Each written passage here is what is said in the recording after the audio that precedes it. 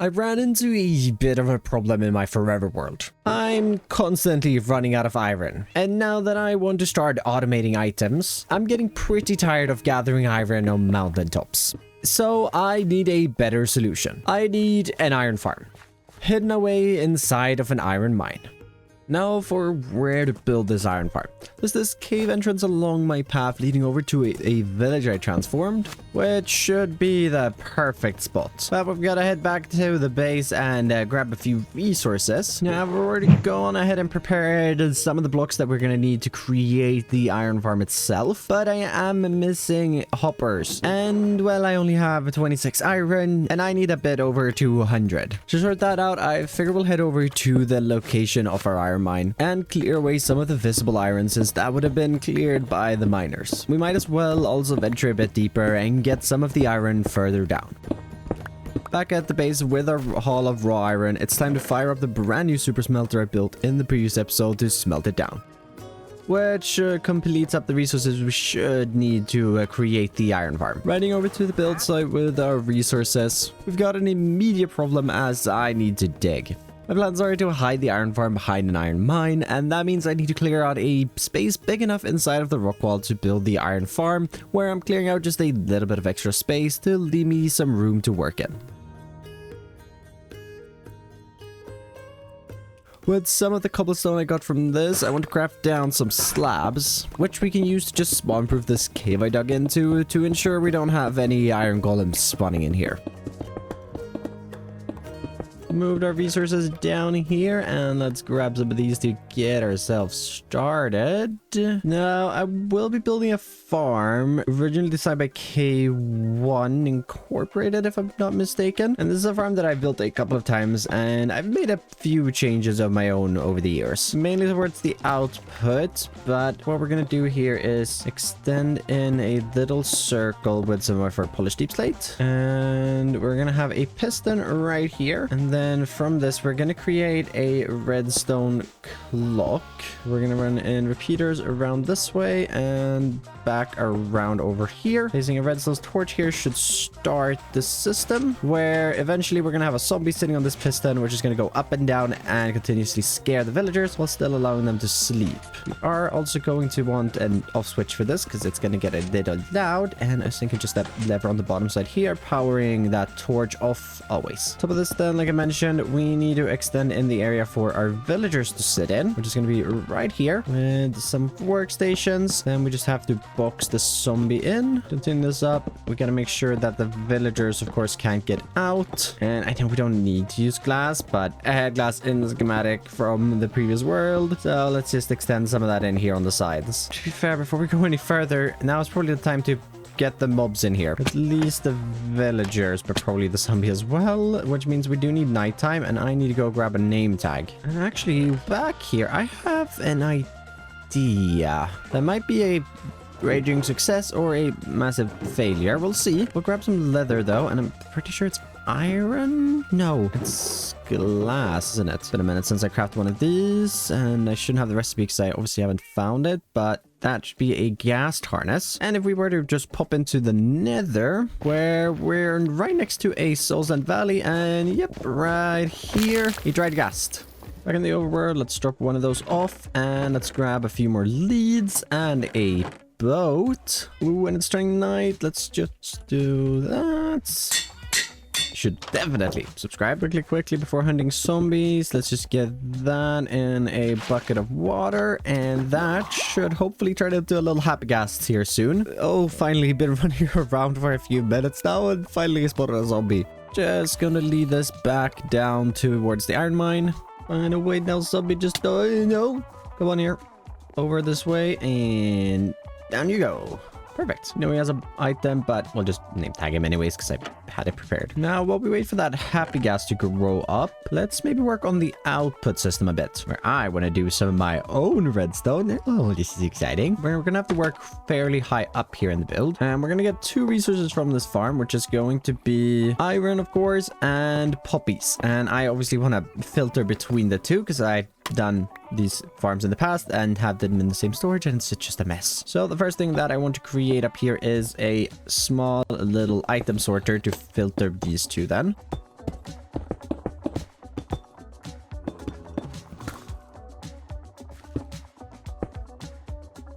Come back and set the filters themselves. Just want to throw in some cobblestone there for the filler items. From this then, we're going to take different paths though, of course. And we're going to go with our poppies straight into a composter, as I don't really want to keep the poppies. I just want to turn them into bone meal, where I do have the chests already. So we might as well throw in the storage room. I doubt we're ever gonna fill this up with bone meal, but mainly because I want the iron side of the storage to be this big. I also will make this side just as big. And now for the iron side of the storage, of course we could just store our iron ingots, but I still haven't used the Autocrafter that Mojang added to the game, and I just really want to play around with it. Or how do you place this? So it's gonna face towards you. I'm thinking for compact reasons, we're just gonna send this straight into this hopper here, which will funnel down into that. And then while playing around with this, the most compact way I found is if we run a redstone comparator out of a block into another block over here, which the comparator then powers. That runs up and over, and that should power the crafter. Then the important thing here is, because iron has multiple different recipes it can craft, we need to make sure that it only powers when there are 9 ingots in here. So for that, we're going to set this comparator to subtract mode, with right here next to it a second comparator facing into it, into a composter. You could use a chest or a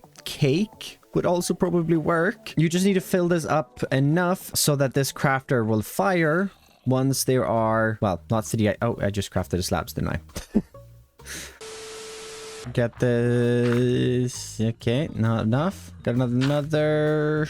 That might be enough. Let's try throwing in. Okay, can hold 6 pieces. 7, 8. Now it's powered. So we do need 1 more, which means I have a bit of leaf litter. That there should be 9. How do we test this? Well, we'll connect it up over here. Add in some blocks on top of that. Some slabs even on top of that, just to spawn proof everything. Not sure if we can spawn a composter. We'll just add one in just in case. And I guess we can borrow one of the blocks down here. Craft that into iron ingots. Throw that in here. We should see this fill up.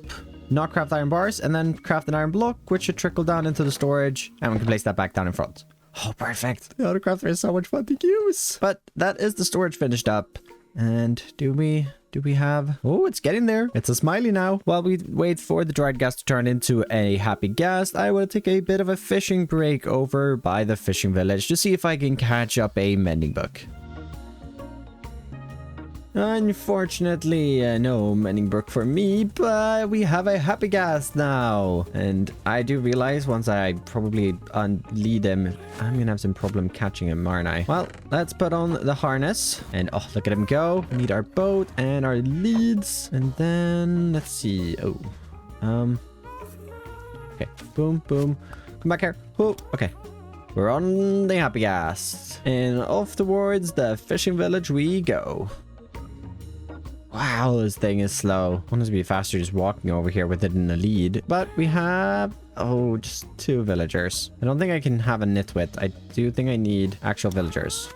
Let's lead you so you don't fly away. And let's get, oh, you got you.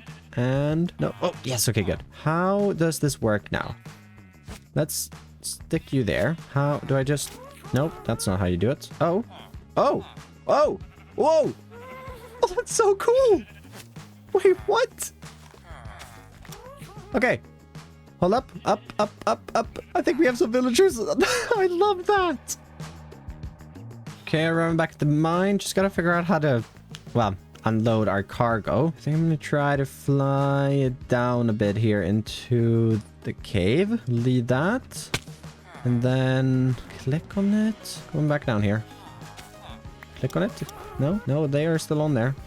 Oh, no. Oh, no. Well, that's a bit of a problem. Excuse me. How do I get them back? Excuse me, you have my villagers. This is very hard without an elytra. Whoop. Okay, got it. How do I get my villagers off of you? I think I need shears, which I don't have on me, so... Sorry. Replace that later. Maybe this will work. Come back down here. No. Oh, okay, got it. Shears on you. Oh, yeah, okay, good. And we have you on a lead, which we can put up here. Okay, good. Now to get these in place. Should be able to just drag the boat. And I guess what's actually stopping me from also utilizing that here, just pull them up. I love that you can lead boats. Oh, there we go. And just over this way, please. In you go. Down you go. Down to the bed. Down to the bed. Oh, this was a bad idea. Okay, there we go. Come on, get down there. Okay, there we go. 2 in, 1 to go. And well, dare I say, the happy gas was a massive success. So we should... Oh, come back down, except for this part. Managed to catch it, and I do think I need to explain myself a little bit, as I do have a milestone goal at day 500 where I unlock villagers. But this unlocking villagers is just the trading aspect of villagers. I'm fully free to use villagers in any way I want. That doesn't involve me actually clicking on them and buying things from them. So me making an iron farm, or if I make some crop farms before day 500 using villagers, totally fine by the rules that I set myself. And the Gappy Gas is so slow that honestly it's probably just faster if I were to run back on foot with it attached to a lead. With that villager in with the others too, let's wrap up the iron farm with a small spawning platform and some water to funnel the columns into some lava. Which means we're at the moment of truth now to see if this still works. And we just flip that. Wait, I'm pretty sure I just heard composter running. No, that's the villagers working, isn't it? And also I'd have to get about a stack of flowers before the composter would even run. 2 iron, that's what I threw in there. Oh, I do think we need to wait for the villagers to sleep, don't we? Nighttime now. Let's make sure that they get their sleep. Which 1 straw hat, 2 straw hat, and I think there's a 3rd one in the middle. Turn this back on now. Should wake them all up. And we should have iron golems. Oh, I can hear it. Yeah, now before we get to the detailing of this entire thing, this farm isn't the fastest because, well, it isn't all that big. I think it's about 300 iron an hour, so not that much. But I do think that it is going to be enough eventually, just for me. And to make sure that it's going to be enough, I usually build this farm inside of the spawn chunks, which were constantly loaded, but in newer versions of Minecraft, the spawn chunks no longer exist, at least not in the sense where they're always loaded. So we need to do some chunk loading, and I'm pretty sure I have all I need to do that, as they also fairly recently changed how ender pearls work, and they actually now are able to load chunks. We just need some soul sand, some water, and I guess we'll grab some kelp just because that's way easier. Oh, I have 1 kelp. Turning on chunk borders back here, I have built the entire iron farm within 1 chunk on purpose, of course. I'm pretty sure all we need to do is dig down 1, 2, 3, 4, 5, 6, 7 blocks. Soul sand goes right at the bottom, water up to the top. We'll move that. And then we just throw this ender pearl right down the center. It should float back up to the top, where we just get some deep slate and a trapdoor up over this, just in case there spawns like a bat or mobs that doesn't get triggered and we have to reset it. And well, I get teleported from wherever I am in the world. But that should mean that this iron farm is now constantly loaded, which means whenever I'm in this world, I'm going to be making iron. So fairly quickly, that 300 iron per hour is going to build up when I'm just doing material gathering, building other projects, and well, frankly, I don't use that much iron. It's gonna be slow getting started. I mean, especially once we're still filling up the filters. Yeah, I'm pretty sure we haven't even... Oh, we have 21. Oh, well, let's just leave some of these resources here and go and get a couple of new ones. I've already spent a fair bit of time in the storage room doing some boring crafting, but I've run out of spruce. Not sure exactly how much I need, but I can't say it would be a problem if I had too much spruce. On top of that, I need roughly 2 stacks of stripped spruce logs, so I'm stripping everything as I go. Saves both time and durability not having to do it later. I've also managed to run out of dark oak, so I'm chopping down a couple of those as well. Luckily, I don't need much. A few stacks should be more than enough. With that all crafted up alongside some stone blocks from earlier, the chests are starting to fill up. With that though, it's time to leave the base area behind and head out towards some of the warmer biomes. My first stop is the desert, as I've completely ran out of sand at home, so I'm collecting a few stacks of sand to make sure I'm covered for a bit. Then before we get wet, I want to get dry and gather a few dry grass blocks to fill my stockpile. And oh, how I wish that Silk Touch tools would work on gathering regular grass. Oh well, maybe one day we'll get that parity. For now, I've jumped into the ocean where I'm gathering up a handful of brain coral. I also figure it's time to use another core block along with our brain, so also grabbing a dozen or so of bubble. After dropping everything off at the starter base, I've immediately ran into another problem. I'm 1 second out of iron. And unfortunately, this isn't the kind of iron we're getting from our newly built farm. Now, I need raw iron for some decorating around the iron mine itself. So I head out to a new mountaintop, hoping to dig up what I need. Which I was able to, and with a bunch more resources here, I want to start moving these over towards the mine. With them moved, I want to throw myself straight into the decorating, and the first thing I want to tackle is a proper entrance down to the mine. That means I need to first clear away a few blocks towards the path, to make space from the extension of said path serpentining down from the path above into the cave entrance. And in perfect time, as I'm all out of food, so I need to go back to start a base and get myself some of that. And quickly harvest a small patch of the potato field. Running up into the kitchen, I think I have a few baked potatoes already cooked up.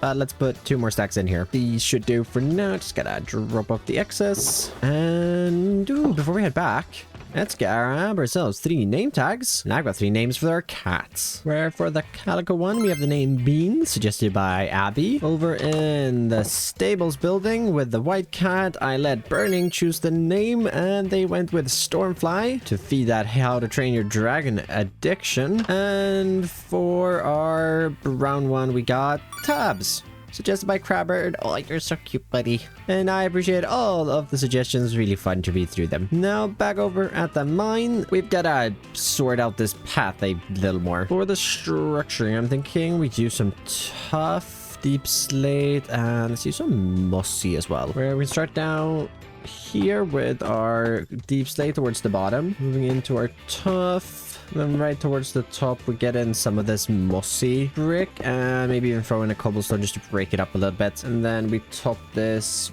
with our polished, and the main path is still floating. So let's also just go ahead and fill this up. Continue the wall down here to the bottom as well, and that's looking a lot better. I mean, we're really only seeing brick. But walking up, it actually looks and put together properly. I do want to start working on the mine building itself now, where looking back, the mine at my starter base is designed as if it was dug out of stone, and I want to give this building the same feel, as if the structure was carved out of the wall. Interior is looking rough, so also tidying up the walls and floor in here, keeping it rather simple with some stone bricks mixed into the floor, with the walls being slightly darker on the inside. Out front for our entrances, I am just loving shelves, so we can create a trim out of some spruce ones before some dark oak doors with a shelf at the bottom and trapdoors above.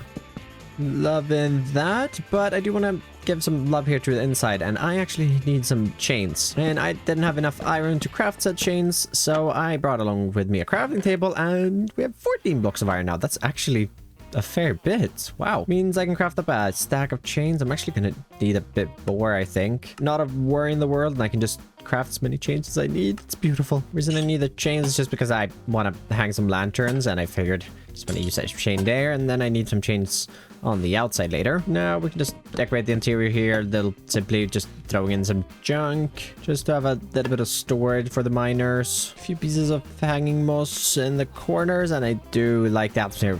Obviously need to get this shed started here, but it's fine for now. Now let's get these blocks thrown back in here and switch over to some wood materials. Getting ourselves up on top of this piece of stone. Thinking we are gonna use some oak logs and some dark oak trapdoors on the outside of that. And for a third wood type, some spruce. Then I want to have some windows or more openings. Rounding those off. And just oak trapdoors here in the back.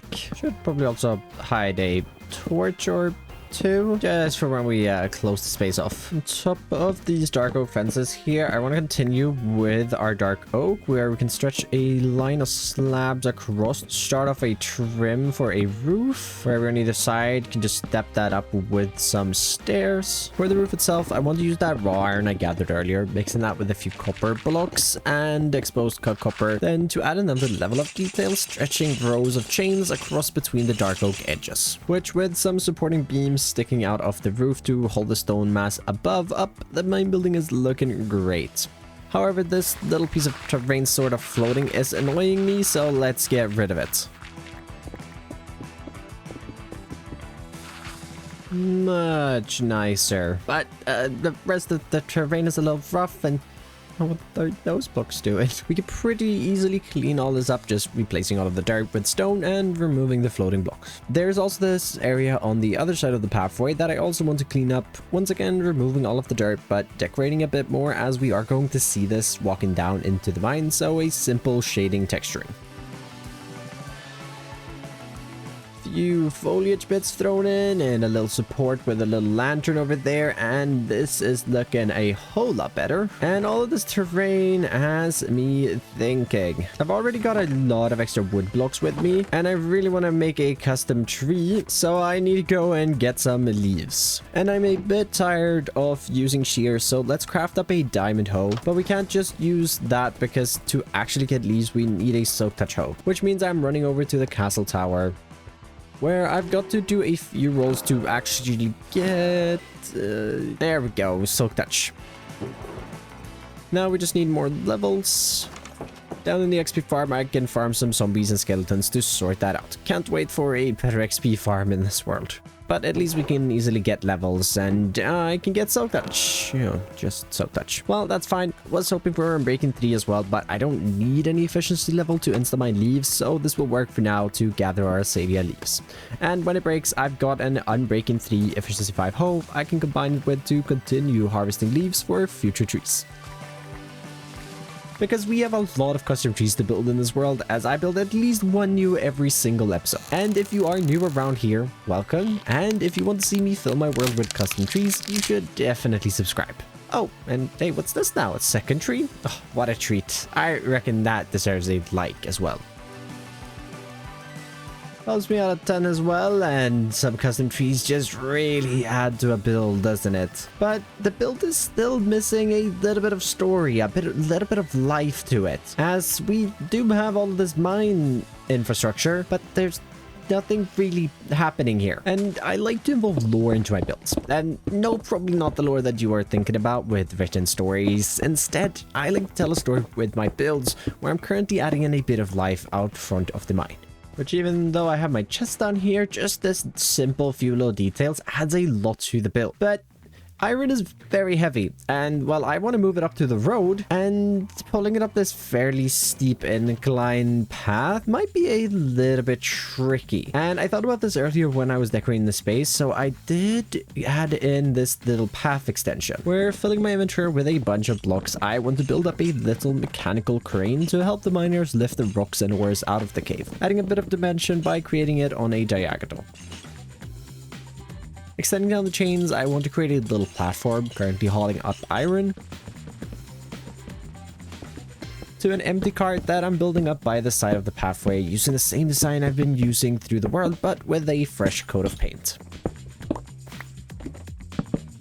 Then we're really selling in that lore aspect now, where we have this crane lifting materials that the miners are mining up down here, up to the road to this empty cart. So when the player would pass through here, you see this crane, you see the iron, you see the cart, and you instantly just connect that to movement and something happening in the world. I love creating these little aspects of the world that would be alive if, well, I mean, things could move. But hey, at least they move in our imagination, right? I think we should go one step further though, and this cave is pretty easy to just walk on down, so I'm not going to do too much over there. But on this side, it's a little steeper, a little more dangerous. So I want to take some spruce logs and spruce slabs to just create some platforms going down into the cave. Where again, we have the problem here with it being very hard to transport resources from down here up. So I was thinking we take some dark oak and we extend that out and in. It's coming up another block, and then just a dark oak trap door with a grindstone here in the middle, which we can extend down a chain from as a little winch, connecting down into a cauldron that you could throw in the ores and the rocks in to then winch up, and we can just throw in a second one up here. Perfect. Perfect. And that just cleans up this area and makes it make a bit more sense how they're actually getting the iron out of the cave itself. And actually, all this time I've been building, we have half a stack of blocks now. Oh, this is great. I just keep coming back and there's just more and more iron. But I do want to step away from the mine a little bit, as I want to go and get some parrots, and I'll explain why here in a second. Let's grab some seeds and head off to the jungle just over the hill, where hopefully we can find some parrots in here, because they tend to be a little bit rare. Not really seeing a whole lot of anything, unfortunately. Luckily, I have a few jungles spread around my base, so we'll just head off to a second one. Whoa! I haven't actually explored over here. That is a really cool generation. This is going to be a really exciting spot for a future build. Hopefully we can find some parrots in this jungle. Oh! Right, and not die or kill Rumble, because that would be a very, very sad day. Wait, I see red. I see a parrot. I see a parrot. Parrot? Hello? Love me? Oh, yippee! I thought... Oh, yeah, there's a second one down here. Come on here, buddy. Oh no, come up for there. Stop it. Get out of the water. Ah, did it drown? Oh, okay. Didn't drown. Overreacting. I think something's bugging a little bit. Oh, geez, definitely. Okay, made it out of the forest with 5 parrots, and it's very dark and very, very many mobs. Need to get back to sleep. This is why you light up your builds, everyone. This is why you light up your builds. Back at the mine, I've positioned them out. I even got one of the lantern over there. Oh, they're so cute. And they're actually not here to just be cute. They're actually here for a reason. My mod Burning let me know while I was designing this, because I designed this on a stream, that miners used to use canaries, not parrots, these are parrots, but for lore purposes, we're going to think of them as canaries. They used to use canaries to test the air down in the mine. Sounds a bit crude, but canaries are singing birds, and they sing, and well, when they're not feeling too well due to a lack of oxygen in the air, perhaps, they stop singing, so that the miners would know that the air wasn't too good anymore. You know, poor birds. Oh well, at least they're colorful, and these are never gonna go down into the mines, which means, you know what the drill is, they need names. If you have any names for any of the 5 birds, or 5 names for 5 birds, comment your suggestions down below, and I'll pick out a few to use in the next episode. Now I've just gotta clean up a little bit, because I've made a pretty big mess. The mine adds a really nice spot along the path, but it's still very unfinished. And I don't want to do all of it, but I do want to do a little more, so I need to go get a few more resources. Starting off back behind the starter base, I do need more wood, stripping and mining an entire dark oak tree. Also need even more spruce, so a couple more big spruce trees coming down. Before walking over to the jungle and finishing the wood gathering off with a big jungle tree. Returning back home, spending some time crafting, which got me most of the blocks we'll need, but want to head down to the desert. First for some cactus, as I am all out and want to use some green dye. I also need a tiny bit more mud. And while we are here, I had some shears that are nearly broken and I'm out of dead bushes. Having dropped that off, I'm heading out towards the iron farm. First, to get a few more clay balls to craft more pots with. Secondly, to grab the first batch of iron from the iron farm, which is so nice. Finally, with some more crafting done, I'm heading down into the mines.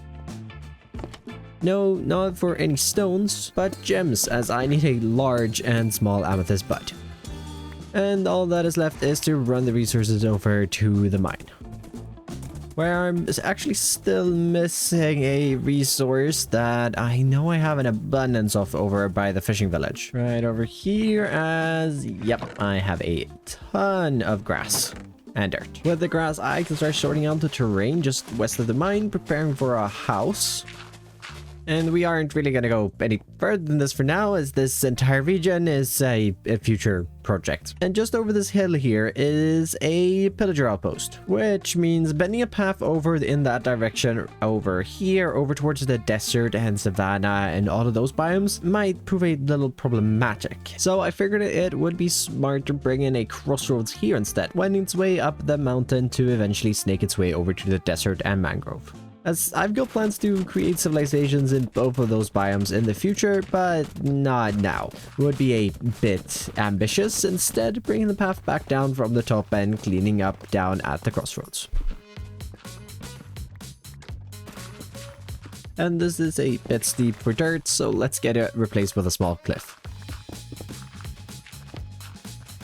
Coming in from this side now, I do really like this. Pretty steep, so this might not be the main path leading over to the deserts, but at least it goes up into the woods here, and I'll sort out the terraforming and everything in the future. Yay, more future stamp problems. For now, I want to get to our houses because, well, we have this mine and we have all the machinery and everything to run it, and it looks like it's actively running right now, but we have no place for the miners to live, so we need to sort that out. And for that, I want to grab a few blocks where I want to use some logs for the structure of the house, where we can even bring in some brown concrete powder as a bit of a lighter tone. A few deep slate blocks here at the bottom as our foundation, and then I want to move into a palette using tough bricks, tough pale moss, and cobblestone, where we can leave a little bit of room in here for a window. Then from the mangrove going into some stripped dark oak logs as our darkest bit of the trim, and we can maybe bring in some signs as well just underneath the roof with a little trap door for that window, and to support the roof itself even above the trap doors we can bring in our gates. Continuing with this palette, I'm building up the rest of the walls of what will be a house for some of the workers in the mine.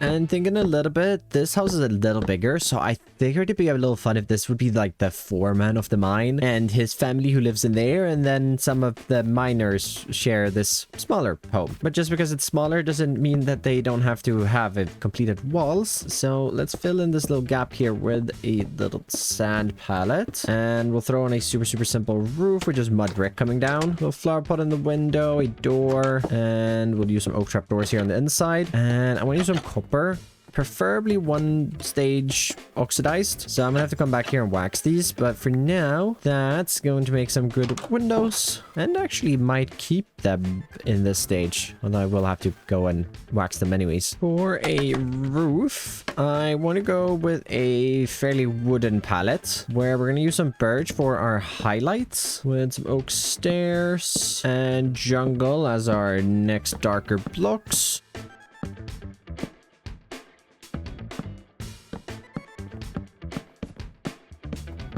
House of course needs a chimney extending one up from our deep slate foundation through the house and up, where I added a bit of mud brick as a darker block around the chimney as a shadow on the backside of the roof.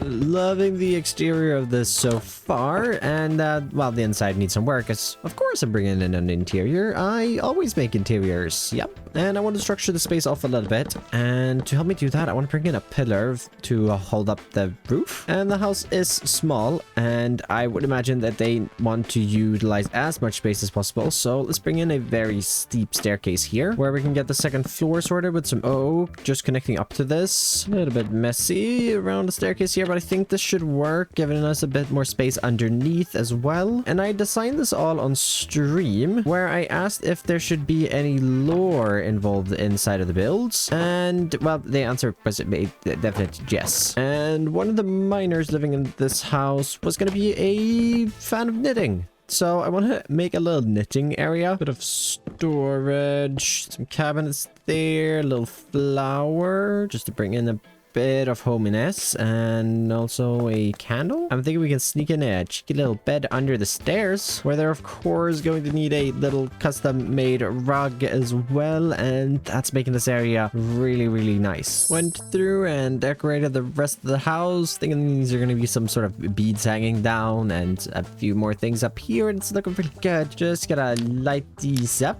And one more thing, I brought a few things along with me, as I want to try my hand at some banner making, which I never really do, so I looked up some designs, and we're gonna want to do a yellow flower or orange flower with a yellow base gradient, red gradient from the top, then a black base indented, yellow roundel, and finally a black thingy in the corner for a little sunset banner that we can hang right here. Oh, look at that. We also have this pink one, which I found a really cool design of a little bird. Oh, look at that. Well, I think I messed up this last one. And oh, you can't even craft those together. I thought you could duplicate them. I guess that's for the blank one. Oh, well. Some ugly banners. We can throw in these as some that haven't been painted. And then we can keep the rest for the foreman's house. Oh, apparently gave the bad ones to him. Speaking of the foreman's house, we should start working on that. I want to reuse the same palette as the first house, just making it bigger. Still just a one-story house, but a bigger one since the foreman will have a bit more money. I also want to make the sandstone section of the house bigger and connected to the main house with a smaller pale moss section in front. Then a roof to finish it off, where I'm using a lot of our darker blocks over towards the tree, as if the tree is casting a shadow on the roof.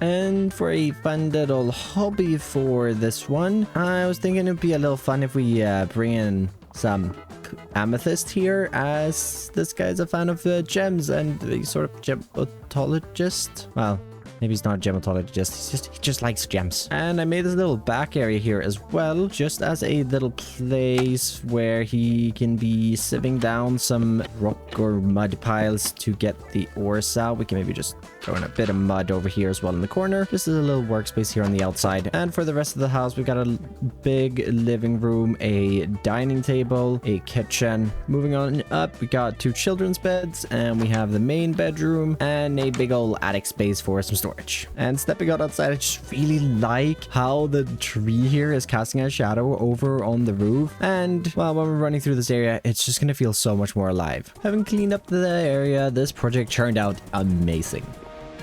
We've now got a steady source of iron that will be generating whenever I'm playing in the world, which means I should hopefully always have iron when I need it. More on that, the mine and workers' houses adds a nice bit of life to the very long and boring path out to the fishing village. Eventually, I want to build a lot more in the area, but not now, as I am all out of time for this video. And as always, thank you to all of my supporters, and thank you to you for watching this video, and I'll see you in the next one. Bye bye.